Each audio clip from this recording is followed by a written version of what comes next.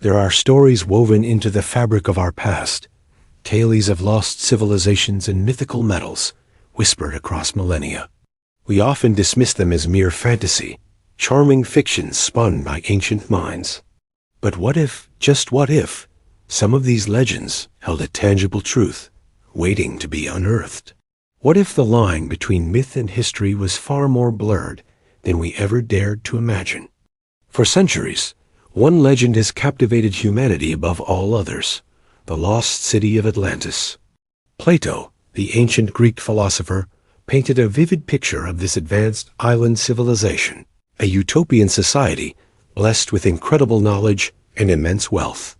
Among its many marvels, he spoke of a mysterious metal, a precious substance known as orichalcum. Plato described it as glowing with a reddish light, valued second only to gold, used to adorn their temples, line their walls, and craft their most sacred artifacts. It was the very essence of Atlantis's prosperity and technological prowess, a metal so extraordinary that it seemed to belong purely to the realm of myth, a symbol of a world forever lost to the waves. For generations, orichalcum remained a beautiful whisper from the past, an enigma, an impossible dream. Yet the ocean, that vast, silent keeper of secrets, sometimes yields its treasures in the most unexpected ways. It waits, patiently, for the right moment, for the curious hearts and determined hands that dare to look deeper.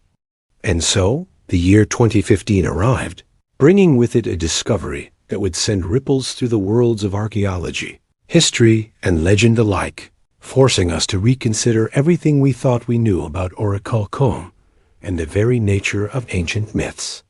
Off the sun-drenched coast of Sicily, near the ancient city of Gela, a team of dedicated marine archaeologists, led by Professor Mario Rossi, embarked on a routine underwater survey. They were exploring the remnants of a 2,600-year-old shipwreck, a silent testament to a bustling ancient trade route. The seabed held the usual pottery shards, amphorae, and other fragments of daily life. But then, something extraordinary caught their eyes. Scattered across the sandy bottom, nestled amongst the decaying timbers of the sunken vessel, were 39 unusual ingots. They weren't gold, nor silver, nor the familiar bronze. These were different. They possessed a peculiar reddish-yellow hue, almost glowing even in the dim light filtering through the water. Each ingot, a small, tangible piece of history, lay waiting, holding a secret within its metallic heart. With bated breath, the team carefully recovered the ingots. Back in the labs, meticulous analysis began. Scientists employed cutting-edge techniques to unravel the composition of this strange metal. The results were astounding. These ingots were not pure elements, but an alloy, an ancient form of brass, primarily composed of copper and zinc, with traces of other metals. This wasn't just any brass. It was a high-quality, sophisticated blend. And as the data solidified, a collective gasp echoed through the archaeological community. The reddish-yellow glow, the alloy composition, the value it must have held in ancient times. It all began to align, uncannily, with Plato's ancient description of orichalcum. Here, beneath the waves of the Mediterranean, lay a metal that perfectly matched the fantastical substance of legend. Orichalcum, the glowing red metal of Atlantis, valued second only to gold, was no longer just a philosopher's dream. It was real. It had been found. This wasn't some crude, everyday metal. Its production would have required advanced metallurgical knowledge, a complex process known as cementation, where zinc ore and copper were heated together in a crucible with charcoal to create the alloy. This was a testament to the ingenuity and skill of ancient peoples, a level of sophistication we often underestimate. The ingots from Gela suggested a highly valuable material, clearly destined for crafting exquisite jewelry, intricate ornamental items, or perhaps even powerful armor for the elite. The discovery off Gela wasn't merely the finding of old metal. It was the unearthing of a profound question. If orichalcum, the legendary metal of Atlantis, was indeed a real, tangible substance traded across ancient seas. What did that mean for the legend itself? Did Plato, writing about Atlantis some 2 centuries after this ship sank, base his account not on pure fantasy, but on a real, valuable metal that circulated in the ancient world, perhaps even inspiring tales of advanced civilizations? The implications were staggering. This initial discovery had shattered the conventional understanding of myth, pushing the boundaries of what was considered historical fact. It hinted at a world where legends were not just stories, but echoes of forgotten realities. And this was just the beginning. The waves had given up one secret, but many more lay beneath the surface, waiting to be explored. What further truths would this glowing metal reveal about our past, and about the enduring power of human innovation and belief?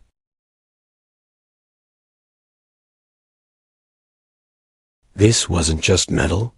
It was a whisper from antiquity, an echo bouncing across millennia. The discovery off Gela had done more than unearth ancient artifacts. It had unearthed a profound question, a challenge to our very understanding of myth and history. If orichalcum, the legendary metal of Atlantis, was truly a tangible substance, traded across ancient seas, what then did that mean for the legend itself? Did Plato, crafting his epic tale of Atlantis some 2 centuries after this ship sank, base his account not on pure fantasy, but on a real, valuable metal that circulated in the ancient world, perhaps even inspiring tales of advanced, powerful civilizations? The implications were, quite frankly, staggering. This initial find had shattered conventional understanding, pushing the boundaries of what was considered historical fact.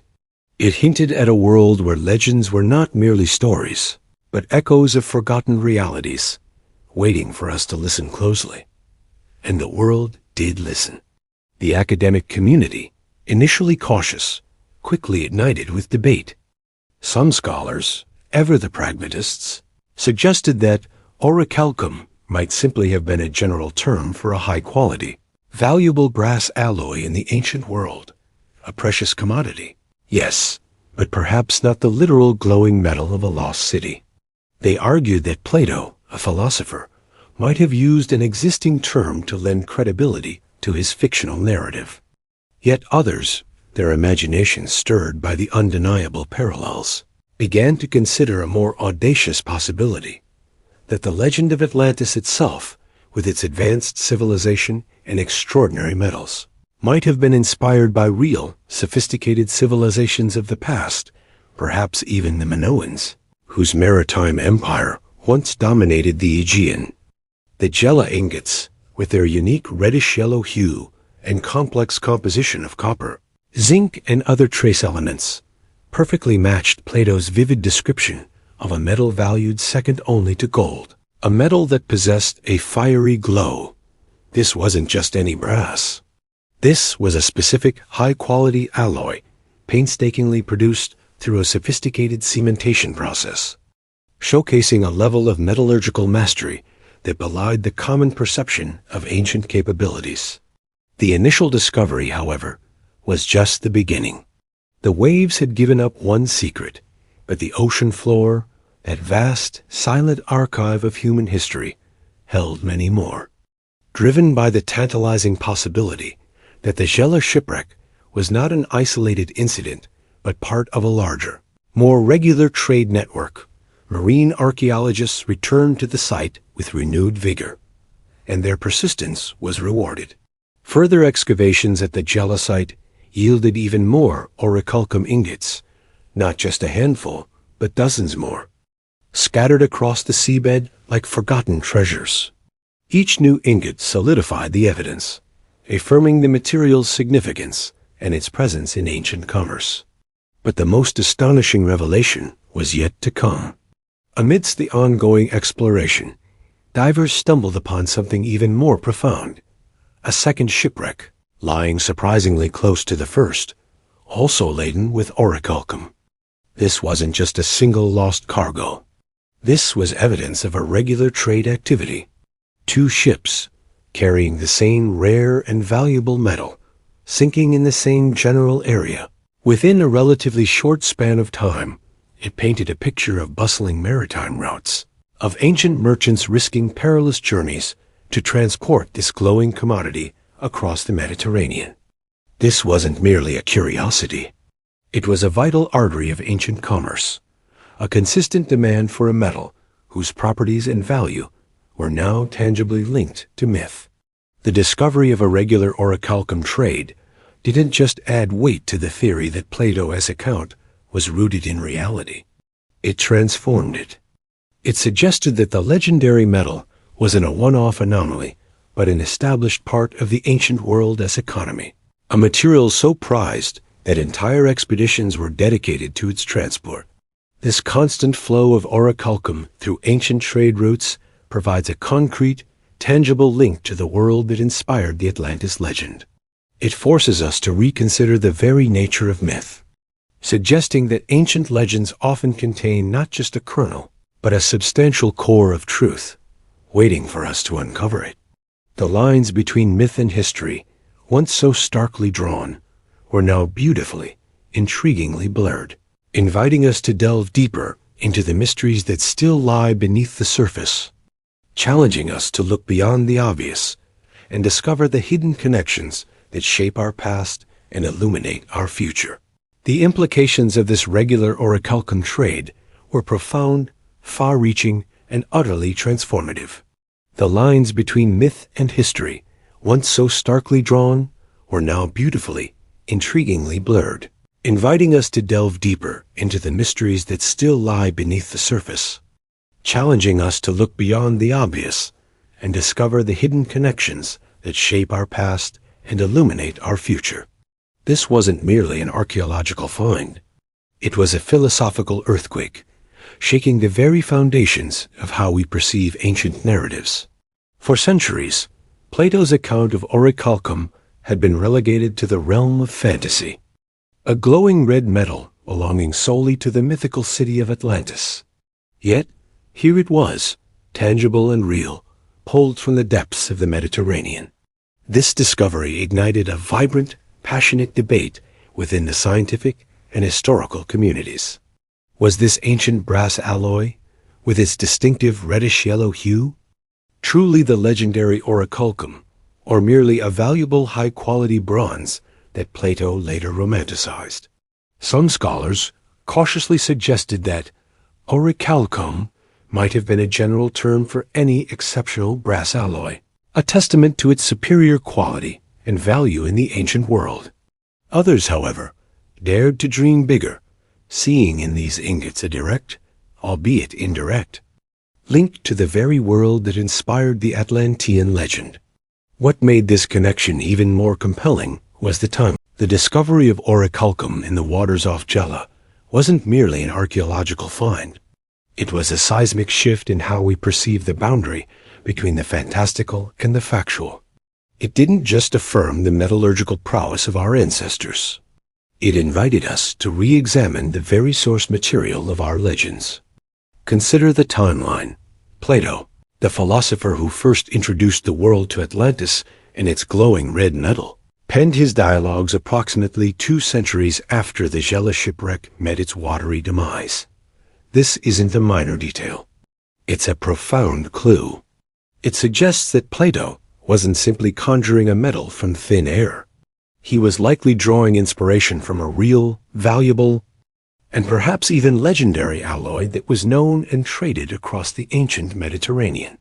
The orichalcum found in Sicily, a metal that perfectly matched his description of being second only to gold in value, and possessing a distinct reddish-yellow hue, could very well have been the material that sparked his imagination. This possibility transforms the myth from a mere philosophical construct into a reflection, however distorted, of a vibrant ancient reality.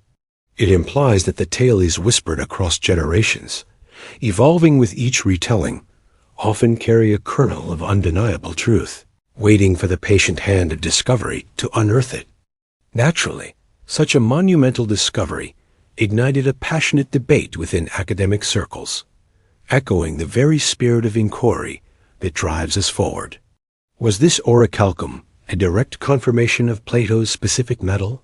Or was orichalcum a more general term for any high-quality, valuable brass alloy in ancient times? Some scholars leaned towards the latter, suggesting that while the Gela ingots were undoubtedly a significant find, they represented a superior form of brass, a material highly prized and widely traded, rather than a unique mythical substance. Yet others embraced the bolder interpretation, viewing the Gela orichalcum as compelling evidence that Atlantis itself might not have been pure fiction, but rather an embellished memory of real advanced civilizations. The Minoans, with their sophisticated culture, intricate trade networks, and eventual mysterious collapse, frequently emerged as a leading candidate for such an inspiration. The debate wasn't about right or wrong, but about the exhilarating process of reevaluating history through a new lens, pushing the boundaries of what we thought we knew. And then, the sea, ever generous with its secrets, offered more. The initial discovery off Gela was not an isolated incident. Further, meticulous excavations at the site brought forth even more orichalcum ingots, gleaming with their ancient reddish-yellow luster. But the revelations didn't stop there. Archaeologists uncovered not just one, but a second shipwreck, laden with similar cargo, lying in close proximity to the first. This wasn't a fluke. It was irrefutable evidence of a regular, established trade route for this highly valuable metal. Imagine the bustling ports, the skilled metallurgists working their ancient forges, the ships crisscrossing the sapphire waters of the Mediterranean, carrying these precious ingots to distant lands where they would be transformed into symbols of power, beauty, and status. It paints a vivid picture of a vibrant, interconnected ancient world, far more complex and advanced than many historical narratives often portray. These subsequent discoveries cemented the orichalcum's place, not just as a fascinating artifact, but as a tangible link to a world that inspired one of humanity's most enduring legends. It blurs the lines between myth and history in a way that is both intellectually stimulating and profoundly inspiring. It forces us to confront the possibility that many of the stories we dismiss as mere fantasy might, in fact, be echoes of forgotten realities, waiting for us to listen more closely. The Gela orichalcum is more than just ancient metal. It is a beacon illuminating the incredible ingenuity of our ancestors and challenging our modern skepticism. It is a testament to the idea that what we perceive as impossible today might simply be a forgotten truth from yesterday. This journey into the past, guided by ancient texts and modern science, is not just about understanding where we came from. It's about understanding the boundless potential that lies within us and the endless wonders that still await discovery, submerged beneath the waves of time.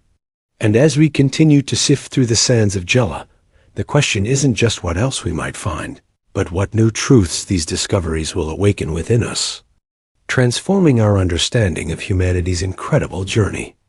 The discoveries at Gela, profound as they were, did more than just unearth ancient artifacts. They unearthed a radical new way of looking at history itself.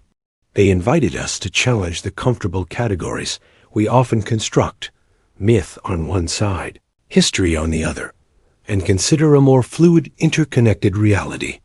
Because here's where the timeline becomes truly intriguing. Plato, the philosopher who first introduced the world to Atlantis and its legendary orichalcum, penned his accounts roughly 2 centuries after the Gela ship sank. This isn't a minor detail. It's a monumental pivot point in our understanding. Imagine the world Plato lived in. He wasn't pulling the concept of a glowing, valuable red metal out of thin air. It's far more plausible, and indeed deeply inspiring, to consider that his descriptions of orichalcum were not pure fantasy, but rather an echo of a real, highly prized metal that was circulating and known in the ancient Mediterranean. Perhaps it was a metal whose properties and value had become legendary even in his own time, passed down through generations of traders, sailors, and storytellers. This shifts orichalcum from a purely mythical element to a tangible, historical commodity, anchoring the fantastical tale of Atlantis to the solid ground of ancient commerce and craftsmanship. And what craftsmanship it was! The analysis of the Gela ingots revealed them to be an ancient brass alloy, a sophisticated blend of copper, zinc, and other metals. But it's not just what it was, but how it was made, that truly speaks volumes about the ingenuity of our ancestors. This orichalcum was likely produced using a complex cementation process, a method requiring intricate knowledge of metallurgy, precise temperature control, and the ability to combine metals in specific ratios to achieve desired properties. This wasn't a crude, accidental discovery. It was the result of deliberate experimentation, accumulated wisdom, and a profound understanding of material science, centuries before modern chemistry was even conceived. It reminds us that ancient does not equate to primitive. Our forebears possessed skills and insights that can still astound us today, pushing us to question our own assumptions about the arc of human progress.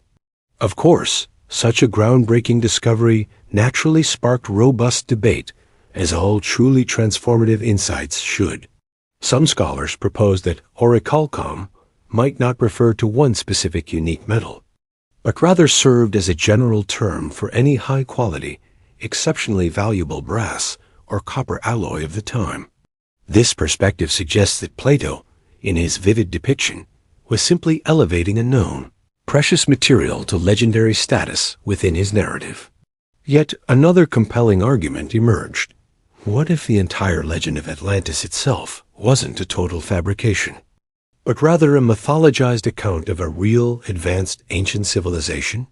Civilizations like the Minoans, with their sophisticated art, architecture, and seafaring prowess, have often been cited as potential inspirations for Plato's Atlantis.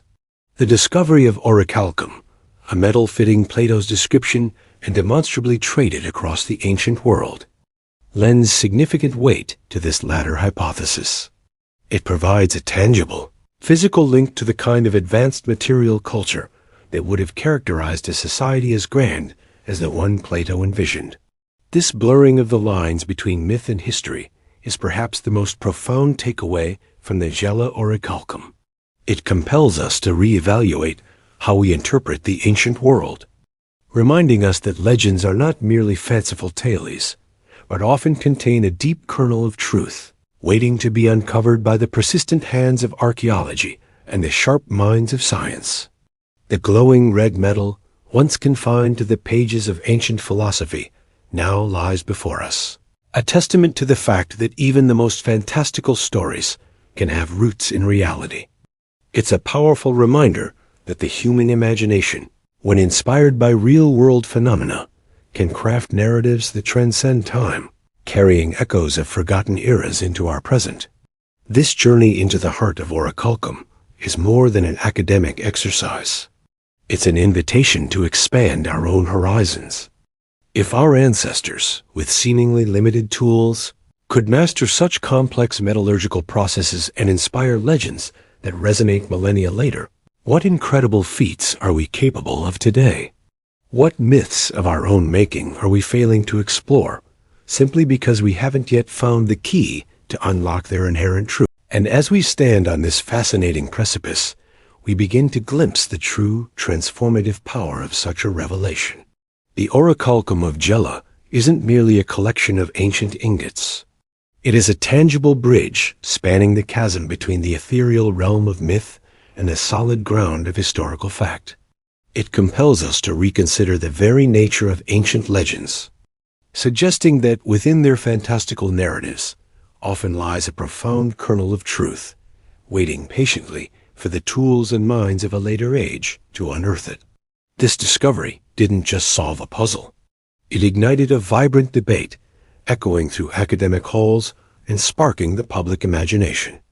Was orichalcum a unique, legendary metal, or merely a general term for a high-quality, valuable brass alloy, as some scholars now suggest? Even if the latter, the implications remain staggering. It means Plato, writing centuries after the Gela ship sank, was likely drawing upon a real valuable metal known and traded across the ancient world. His description of a glowing, reddish metal, second only to gold, found its echo not in pure fantasy, but in a material that truly existed and was highly prized by sophisticated ancient civilizations. And what of Atlantis itself? While the Gela orichalcum doesn't prove the existence of a sunken continent, it undeniably strengthens the argument that Plato's grand narrative was inspired by real, advanced societies of his era or earlier. Civilizations like the Minoans, with their intricate trade networks, sophisticated metallurgy, and powerful maritime presence, could very well have served as the historical bedrock upon which the legend of Atlantis was built. The discovery of orichalcum provides a missing piece, a metallic thread connecting the imagined grandeur of Atlantis to the very real ingenuity of ancient peoples. The story of Gela didn't end with those initial 39 ingots. Further excavations at the site continued to yield more orichalcum, along with the incredible discovery of a second shipwreck laden with similar cargo. This wasn't a one-off event. It was evidence of a regular, established trade route, a consistent demand for this precious alloy. It painted a vivid picture of thriving maritime commerce, where valuable metals were transported across vast distances, fueling the economies and artistic expressions of ancient societies. These ongoing findings cemented the reality of orichalcum as a significant commodity in the ancient Mediterranean, a material whose value and mystique were so potent that it transcended mere trade goods to become enshrined in legend. This profound journey into the heart of orichalcum offers us a timeless, inspiring lesson. It teaches us that the boundaries we perceive between the possible and the impossible are often far more permeable than we imagine. The ancients, often underestimated, possessed a depth of knowledge and skill that continues to astonish us.